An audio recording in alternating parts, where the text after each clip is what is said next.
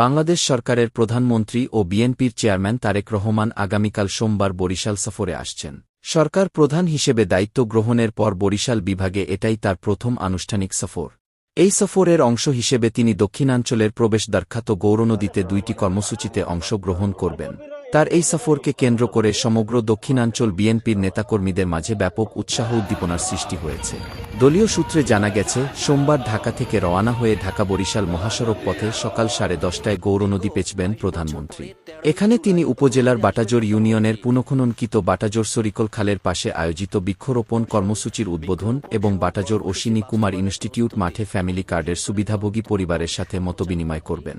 পরবর্তীতে তিনি বরিশাল নগরীর বিভিন্ন কর্মসূচিতে অংশগ্রহণ করবেন।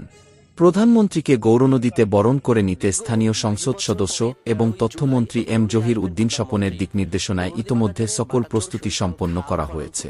অপরদিকে প্রধানমন্ত্রীর গৌরনদী আগমনে দলীয় নেতাকর্মী থেকে শুরু করে সাধারণ মানুষ প্রধানমন্ত্রীর কাছে বিভিন্ন প্রত্যাশার কথা জানিয়েছেন। আমাদের এই বাটাজোরবাসীর একটা আবেদন আছে আমাদের প্রধানমন্ত্রীর কাছে, মাননীয় প্রধানমন্ত্রীর কাছে।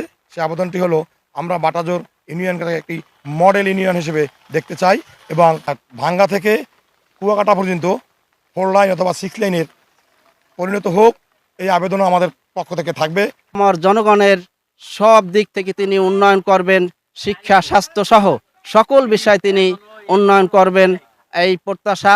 প্রধানমন্ত্রীর কাছে এবার প্রত্যাশা অনেক। এর মধ্যে সবচেয়ে গুরুত্বপূর্ণ প্রত্যাশা হল ভাঙ্গা থেকে কুয়াকাটা পর্যন্ত সরু মহাসড়ককে 6 লেনে রূপান্তর করা। দীর্ঘ 22 বছর পরে আমাদের প্রত্যাশা অনেক।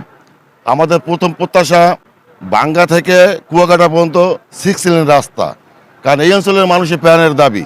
আমরা দ্বিতীয় যে দাবিটা আমাদের গৌরনদী জেলা চাই এবং এটা গৌরনদী মানুষের প্রাণের দাবি। প্রধানমন্ত্রীর গৌরনদীর সফর শান্তিপূর্ণ করতে সব ধরনের ব্যবস্থা গ্রহণের পাশাপাশি গৌরনদীকে নিরাপত্তার চাদরে ঢেকে দেওয়া হয়েছে। স্মার্ট সংবাদ, নিউজ ডেস্ক।